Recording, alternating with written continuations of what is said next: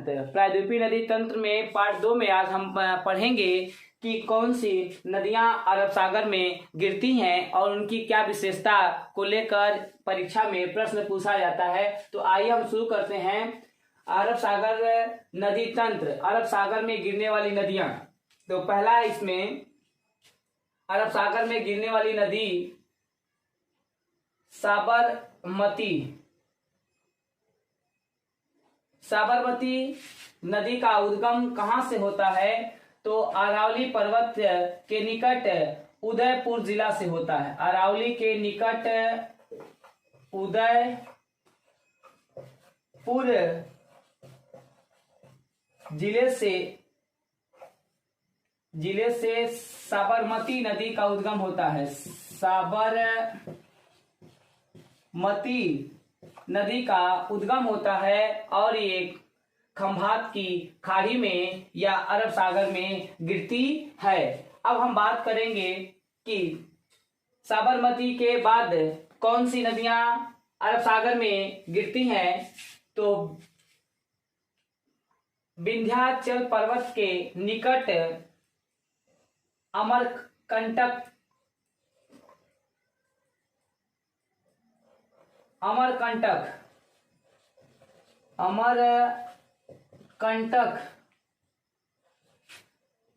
चोटी से नर्मदा नदी का उद्गम होता है। नर्मदा नदी का उद्गम कहां से होता है? तो अमरकंटक की चोटी से निकलती है। और यह नदी की क्या विशेषता है? तो भ्रंश घाटी में नर्मदा नदी रिफ्ट वैली या भ्रंश घाटी में भ्रंश घाटी में कौन सी नदी प्रवाहित होती है? तो नर्मदा नदी भ्रंश घाटी में प्रवाहित होती है, क्योंकि नर्मदा नदी के उत्तर में विंध्याचल पर्वत और दक्षिण में सतपुड़ा पर्वत के भ्रंश के बीच से पूरब से पश्चिम की ओर प्रवाहित होते हुए खंभात की खाड़ियां अरब सागर में आकर गिरती है। तो इस नर्मदा नदी भ्रंश घाटी में प्रवाहित होती है। फिर नर्मदा नदी के बाद दूसरा कौन सी नदी भ्रंश घाटी से प्रवाहित होकर खंभात की खाड़ी में गिरती है? तो बैतूल जिला, मध्य प्रदेश में बैतूल जिले से, मध्य प्रदेश में बैतूल जिले से जिस नदी का उद्गम होता है उसे तापी या ताप्ती नदी कहते हैं। तापी या ताप्ती नदी किन दो पर्वत के बीच से प्रवाहित होती है? तो सतपुड़ा और अजंता के बीच से ताप्ती नदी प्रवाहित होती है। महाराष्ट्र में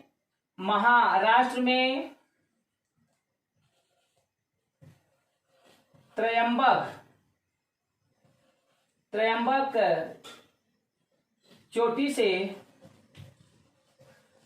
एक नदी निकलती है जिस नदी को कहते हैं बैतरड़ा। बैतरड़ा नदी कहां से निकलती है? तो महाराष्ट्र में जहां से गोदावरी का उद्गम होता है वहीं से बैतरड़ा नदी का भी उद्गम होता है और ये अरब सागर में गिरती है। कर्नाटक में सोन सागर से, कर्नाटक के सोन सागर से कौन सी नदी का उद्गम होता है? तो कर्नाटक के सोन सागर से निकलने वाली नदी को मांडवी कहते हैं। ये मांडवी है।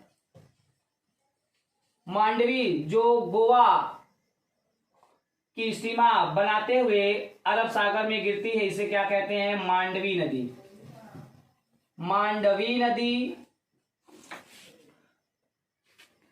मांडवी नदी के बाद अरब सागर में गिरने वाली अगली नदी काली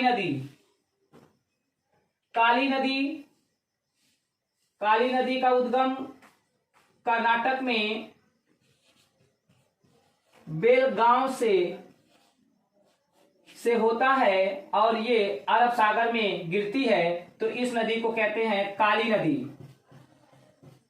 काली नदी का उद्गम कर्नाटक में बेलगांव जिले से होता है और ये अरब सागर में गिरती है। काली नदी के बाद अगला अरब सागर में गिरने वाली नदी कौन सी है? तो बेढ़ती।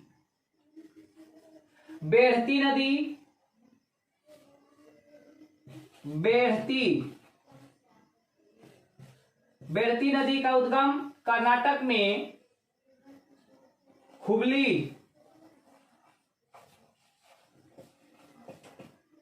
हुबली धारवाड़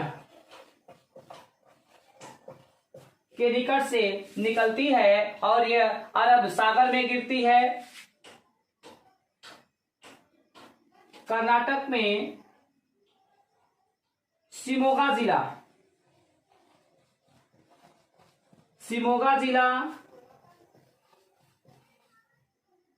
से कौन सी नदी का उद्गम होता है? तो शरावती नदी।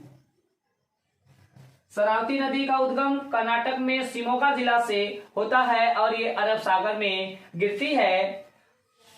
अरब सागर में गिरने वाली अगली नदी भरतपुझा।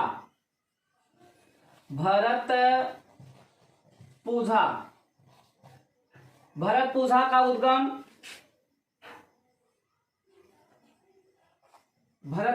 उद्गम अन्ना मलाई पर्वत से होता है और ये केरल में प्रवाहित होते हुए अरब सागर में गिरती है। जो भरतपुझा है केरल की सबसे बड़ी नदी। केरल की सबसे बड़ी नदी कौन सी है? सबसे बड़ी नदी कौन सी है? भरतपुझा। अन्नामलाई पर्वत से एक और नदी निकलती है जिसको कहते हैं पेरियार नदी। पेरियार का उद्गम कहां से होता है? तो पेरियार का उद्गम भी अन्नामलाई से होता है। अन्नामलाई पर्वत से होता है और ये केरल राज्य में प्रवाहित होते हुए आकर अरब सागर में गिरती है। तो पेरियार नदी को केरल की सबसे लंबी नदी कहा गया है। केरल की सबसे लंबी नदी किसे कहा गया है? तो पेरियार को कहा गया है। और बड़ी नदी किसे कहा गया है? तो बड़ी नदी भरतपुझा को कहा गया है।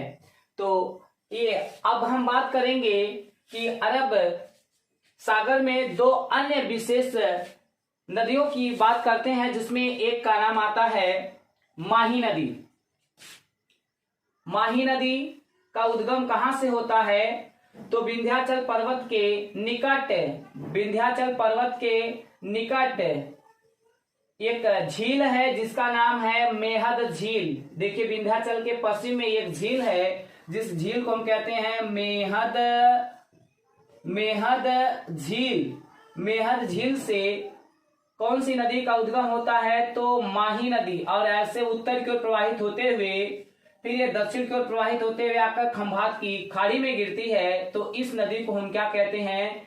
इस नदी को हम क्या कहते हैं? माही नदी। माही नदी का उद्गम विंध्याचल पर्वत के निकट मेहद झील से होता है और ये भारत की ऐसी एकमात्र नदी है जो कर्क रेखा को, कौन सी रेखा को? कर्क रेखा को 2 बार काटती है। तो कर्क रेखा 23.5 डिग्री को उत्तरी अक्षांश को हम कर्क रेखा कहते हैं। कर्क रेखा को 2 बार काटने वाली नदी कौन सी है? तो माही नदी, जो विंध्याचल पर्वत के निकट मेहद झील से निकलती है। पहले उत्तर की ओर प्रवाहित होते हुए जाती है, फिर दक्षिण की ओर प्रवाहित होते हुए आके खंभात की खाड़ी अरब सागर में गिरती है। तो माही नदी भारत की ऐसी नदी जो कर्क रेखा को 2 बार काटती है। अब बात हम करेंगे एक ऐसी नदी की जो किसी भी न तो सागर में गिरती है और न ही किसी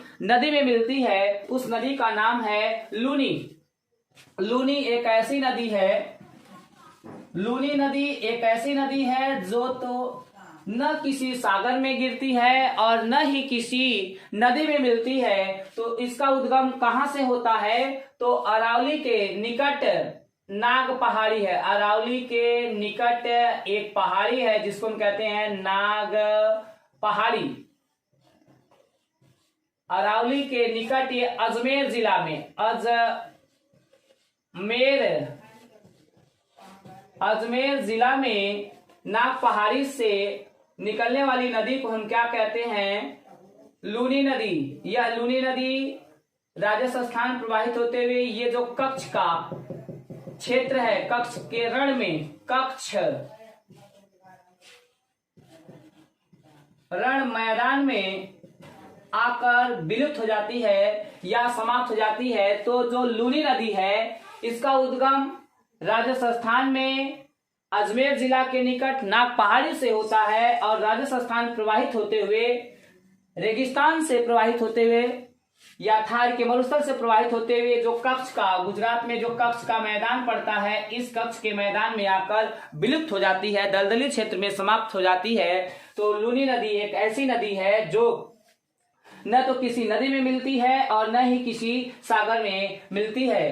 अब आपका ये अरब सागरी नदी तंत्र में इतनी ही नदियों को मिलता है अध्ययन। तो अगर ये अरब सागरी नदी तंत्र आपको पसंद आए तो इसको लाइक, कमेंट, शेयर जरूर करिएगा। Thank you. आज की वीडियो में इतना ही। अगली वीडियो में हम आपको नदियों से संबंधित एस्चुअरी और डेल्टा बनाने वाली नदियां कौन सी है। धन्यवाद।